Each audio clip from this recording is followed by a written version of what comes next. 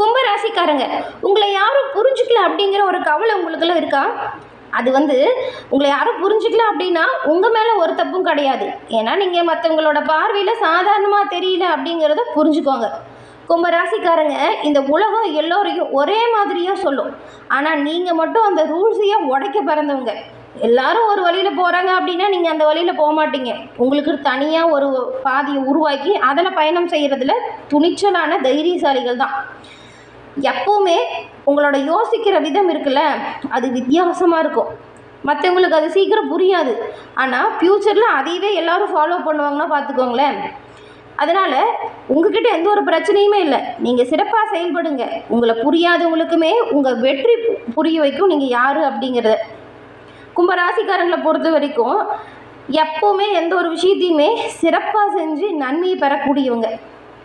எப்போவுமே உங்களோட வாழ்க்கையில் உயர்வு மட்டும்தான் உங்களோட கனவாக இருக்கும். கும்பராசிக்காரங்க அப்படின்னு சொல்லும்போது நீங்கள் சனி பகவானை ராசி அதிபதியாக கொண்டவங்களா இருக்கீங்க.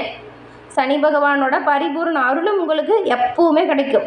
அதை எப்படி பெறலான்னு பார்த்தா, சனிக்கிழமையில் நவகிரகத்தில் இருக்கக்கூடிய சனி பகவானுக்கு நல்லெண்ணெய் தீபம் ஏற்றி வழிபடுவதால் சிறப்பான உயர்வையும் நன்மையும் நீங்கள் எல்லா வகையிலுமே பெறலாம். அது அற்புதமான நல்ல மாற்றம் உருவாக்கி தரக்கூடிய ஒரு கிரகம் அப்படின்னா உங்கள் ராசி அதிபதி தான். அதனால் சனிக்கிழமையில் சனி பகவான் வழிபாட தொடர்ந்து பண்ணுங்கள். எப்படியுமே பார்த்தாலுமே வீட்டுக்கு பக்கத்தில் ஏதாவது கோயில் இருக்கும், அங்கே நவகிரகம் கண்டிப்பாக இருக்கும். தினம்தோறும் வழிபட்டால் கூட ரொம்ப ரொம்ப சிறப்புங்க. வாழ்க்கையில் பிரச்சனையே உங்களுக்குலாம் வராது. கண்டிப்பாக நீங்கள் சனிக்கிழமையில் அந்த வழிபாடு தொடர்ந்து பண்ணணும். அப்படி பண்ணும்போது மனசார உங்கள் பிரார்த்தனையை இறைவன்கிட்ட சொல்லி ஓம் சனி பகவானை போற்றி அப்படிங்கிற மந்திரத்தை நேரம் இருக்குது அப்படின்னா 108 முறை சொல்லுங்கள். நேரம் இல்லைன்னா 27 முறை உச்சரித்து வழிபடுவது சிறப்பான உயர்வை ஏற்படுத்தக்கூடியதாக இருக்கும். இப்போ கூட உங்கள் ராசி அதிபதி சனி பகவானை மனசார நினச்சிட்டு நம்பிக்கையோடு ஓம் சனி பகவானை போற்றி அப்படிங்கிற மந்திரத்தை 3 முறை சேனல் கமெண்ட் பாக்ஸ்லேயும் பதிவு பண்ணுங்கள். உங்கள் வேண்டுதல் பிரார்த்தனை விரைவில் நடக்க நாங்களுமே இறைவன்கிட்ட பிரார்த்தனை செஞ்சுக்கிறோம். எல்லா வகையிலுமே நல்ல ஒரு உயிர்கள் கிடைக்கப்பெற்று நீங்கள் நலமுடன் வாழ உங்களுக்குமே வாழ்த்துக்களை தெரிவிச்சுக்கிறோம். கும்பராசிக்காரங்க ஜனகால ஜாதக அமைப்பால் இன்னுமே சிறப்பான உயர்வை பெறலாம். எப்படின்னு கேட்டால் டிஸ்கிரிப்ஷனில் பாருங்கள், ஜோதிடரோட நம்பர் கொடுத்துருக்கோம். அந்த நம்பருக்கு நீங்கள் எங்கே இருந்தாலும் சரிங்க, ஃபோன் பண்ணாலே போதும். எளிய முறையில் ஜாதக அமைப்பால் நன்மையை பெறக்கூடிய ஒரு விஷயத்தை பெற முடியும். இந்த ஒரு வாய்ப்பை தவற விடாமல் நீங்கள் பயன்படுத்திக்கோங்க. கும்பராசிக்காரங்களுக்கு இந்த மாதத்தின் கிரக சூழல் எப்படி உருவாகியிருக்கு அப்படிங்கிறதையும் இதனால் என்ன மாதிரியான மாற்றத்தை பெற போகிறீங்க அப்படிங்கிறதையும் வாங்க நாம் இப்போ விரிவாக பார்க்கலாம். கும்பராசியில் அவிட்டம், சதயம், பூரட்டாதி இந்த 3 நட்சத்திரமும் இருக்குது.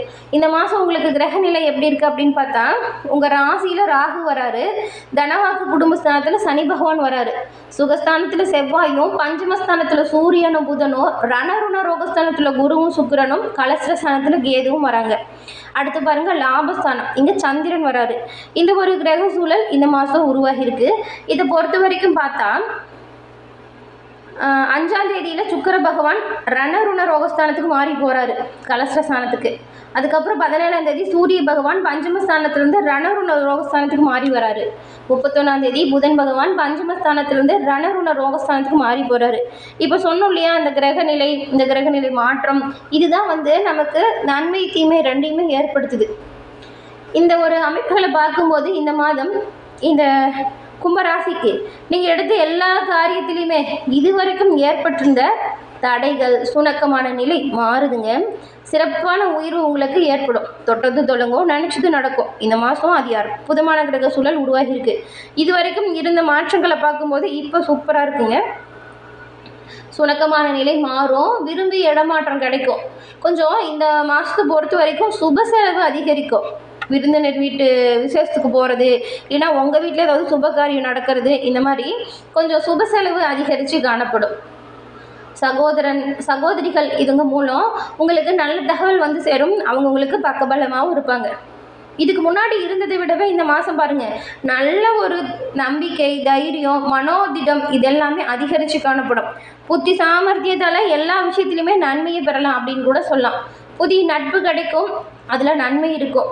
எதுலேயுமே முயற்சி எடுக்கணும், முயற்சி சிரத்தை எடுக்கணும், அது நல்லதாக இருக்கும்.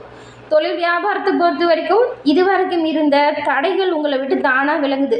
கண்ணுக்கு தெரியாத எதிரிங்க கூட உங்கள் வேலையை விட்டு நீங்கி போயிடுவாங்க. தொல்லை தந்துட்டு இருந்த எதிரி இனிமேல் உங்களுக்கு எந்த ஒரு விஷயத்துலையுமே ஒரு தொல்லை தரமாட்டாங்கன்னு வச்சுக்கோங்களேன். உங்கள் வேலையை பார்த்து அவங்களா விலகிடுவாங்க. பண வரத்து நல்லா இருக்குது. பண வரத்து இருந்தாலும் உங்களுக்கு பண தேவை அப்படிங்கிறது கொஞ்சம் அதிகரிக்கும். தொழில் விரிவாக்கமோ இல்லை வேலை விஷயமா ஏதாவது பெருசாக முதலீடு போடுறதோ இந்த மாதிரி பண வரவோட தேவையும் இருக்கும். அதனால் பண வருமானம் சரியாக வரும்போது அதை சரியாக பயன்படுத்திக்கோங்க. தொழில் வியாபாரத்தில் புதுசாக வாடிக்கையாளர் கிடைக்கிறதுக்கும் நிறைய வாய்ப்பு இருக்குது. அதனால் நிறைய சலுகைகள் கொடுங்க. புதுசாக நிறைய வியாபார யுக்திகளை பயன்படுத்துங்க. திருமண முயற்சி இந்த மாதம் சாதகமான பலனை தருது. ரொம்ப நாளாக வரன் தேடுறீங்க அப்படின்னா குலதெய்வத்தை பிரார்த்தனை பண்ணிவிட்டு நீங்கள் வரன் தேட போங்க. குலதெய்வத்தின் அருளால் விரைவில் திருமண பாக்கியம் உங்களுக்கு உண்டாகும். அதே போல் பிள்ளைங்கிட்ட சந்தோஷமாக பொழுது கழிங்க. நல்லா மனம் விட்டு பேசுங்க. அவங்க மனசில் என்ன இருக்குது அப்படிங்கிறத தெரிஞ்சுக்கோங்க.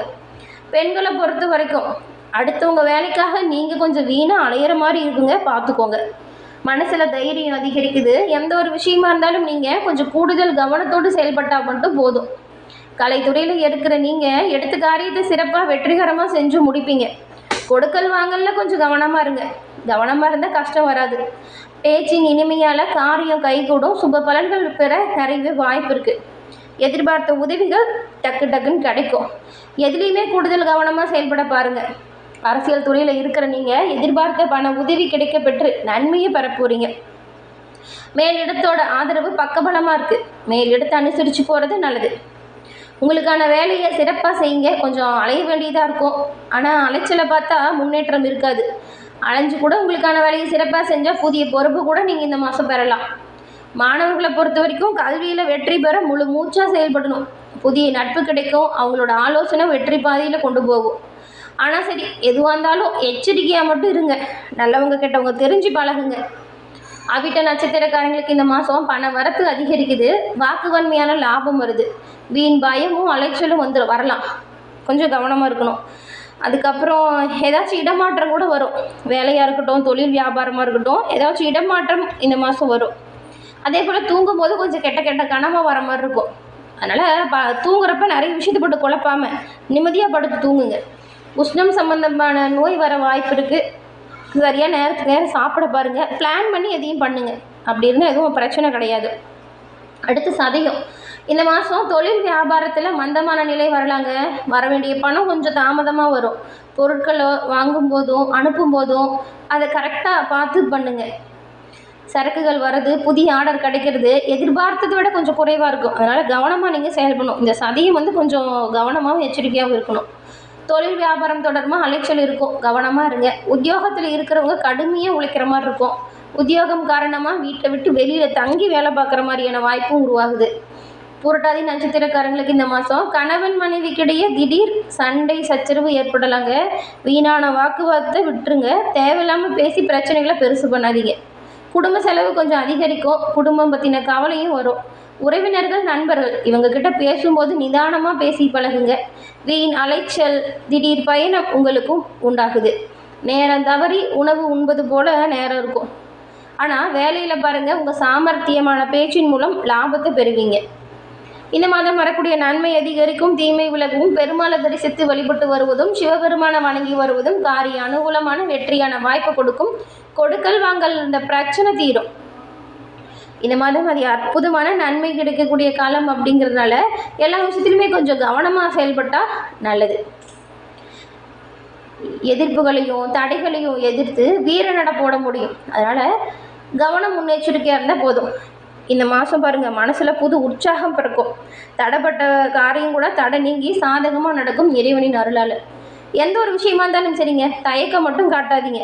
தன்னம்பிக்கை என்னால் முடியும் அப்படின்னு கடுமையாக கூட உழைங்க. நன்மை அதற்கேற்றது போல் வந்து சேரும். ரொம்ப நாளாக தடைப்பட்ட காரியம் இப்போ சிறப்பாக நடக்கும்.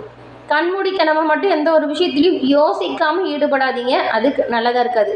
யோசித்து செயல்படுவது நல்லது. எந்த ஒரு விஷயத்தையும் அதுக்கான ஆலோசனை செஞ்சு செயல்பட்டால் இன்னும் நல்லது. தொழில் வியாபாரம் தொய்வு நிலை நீங்கள் கொஞ்சம் முயற்சிகள் நிறைய பண்ணும். நிறைய வாடிக்கையாளர்கள்கிட்ட பேசும்போது கனிவாக பேசணும். நிறைய சலுகைகளை அறிமுகம் பண்ணணும். நிறைய ஆஃபர் கொடுக்கறது நல்லது. வாடிக்கையாளர் வரவு வேணும் அப்படின்னா நீங்கள் கொஞ்சம் விட்டு கொடுத்து தான் போகணும். நிதி பிரச்சனை இதனால் நீங்கும். உத்தியோகத்தில் இருக்கிறவங்க எதையுமே குழப்பத்தோடு செய்கிறீங்க அப்படின்னா கொஞ்சம் நேரம் அமைதியாக உட்காந்து நிதானமாக யோசிச்சு குழப்பம் இல்லாமல் உங்களுக்கான வேலையை செய்கிறது நல்லது. குடும்பத்தில் இருந்த சிக்கல் தீரணும் அப்படின்னா நீங்கள் வார்த்தைகளை கவனமாக பிரயோகம் செய்யணும். கோபத்தை குறைச்சே ஆகணும். எல்லா வகையிலும் நன்மை பெற கோபத்தை குறைப்பது சிறப்பு.